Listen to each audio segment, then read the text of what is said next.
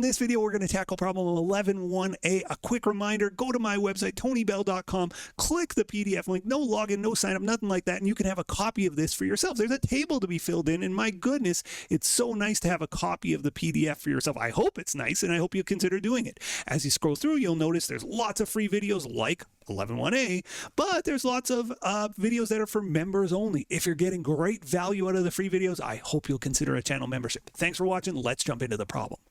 Let's jump into problem 11.1a. This problem explores 4 types of depreciation. I'm going to break it into 4 parts, and our first part is the easiest, the most straightforward, straight line depreciation. Let's jump into the problem. On April 1st, April Fool's Day 2031, Martinez Construction purchased a specialized concrete mixer for use in its operations. The following information relates to the asset. We bought it for 92 grand and we had it delivered and installed for 3.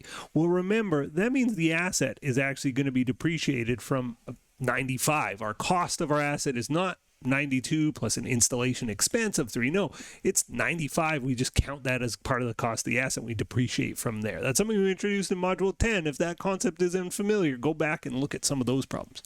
Our estimated useful life is 5 years. Our estimated residual value is 11. Okay, so a very important concept here is the concept of the cost of the asset, 95, minus the estimated residual value, also called salvage value. That's what we think the asset's going to be worth after 5 years. So we think this asset is going to be worth $11,000 after 5 years. Cost minus residual value equals depreciable cost. And depreciable cost is just how much we're planning to depreciate from our asset over its life. And we're planning to depreciate $84,000 from our asset over its life. And its life, we're guessing, is 5 years. So we just divide by 5 years for straight line. We'll do different things for different methods, but for straight line, we take that depreciable cost, divide by 5, or divide by the number of years of life, 84,000 divided by 5, and we're going to depreciate this asset at a rate of $16,800 per year. Okay, let's read on. It says the estimated output is 120,000 hours. Whenever you get hours, miles, usage numbers, that is for units of production, and we'll deal with that in the second part of the video. It says the company uses a December 31st fiscal year end and calculates depreciation rounded to the nearest month. Estimated operating hours per year. So this hours, again, this is units of production. We don't need it. We're doing straight line. It says calculate depreciation expense each year of the life, and we're starting on straight line. Well, we've done it, $16,800 per year, and so we'll put our results in the table.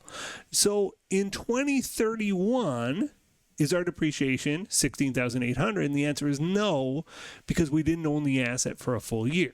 We bought it on April 1st, and it means we owned it in April, May, June, July, August, September, October, November, December. We owned it for 9 months. We owned it for 9/12ths of a year. In 2032, we own it for a full year. 2033, full year. 34 is a full year, 12 months. 35 is a full year. And 2036, another partial year, because we presume if we own it for exactly 5 years, we're going to sell the thing on April 1st, 2036. Obviously, this is just a plan. Never will we hit the dates right on, at least I've never seen it. But this is our game plan. And so we're planning to own it for 3 months in 2036. And then we just take 9/12ths of our yearly depreciation, and that'll be our depreciation for 2031. So 16.8 times 9 divided by 12, 12,600. For 2032, well, it was 16.8, just the full year of depreciation. So 16.8 times 12/12ths. But you don't have to do the math. You can just know that 12/12ths is 1. I do need to do the math here. 16.8 times 3/12ths is 4,200. And there we have our depreciation expense. Now remember, this feeds journal entries, debit, depreciation expense, credit, accumulated depreciation. We would be doing that based on the numbers in this table. Companies won't do multiple different methods for the same asset, but they certainly might have some assets that are straight line, some double declining, and so on. They can mix and match, but the same asset, it's a little unusual to do the same table for one asset. You would pick a method and use it. But we've solved this using straight line. In the next piece of the video, we'll do units of production. I'm going to make it 2 parts. I'm going to make this 4 parts, so stay tuned for that. It'll a link surely will come up now for the next video. Thanks for watching. See you in the next video. Bye. The next video in our series is right up here, and if you want a supercut of all of the videos in this series, that's the one down below.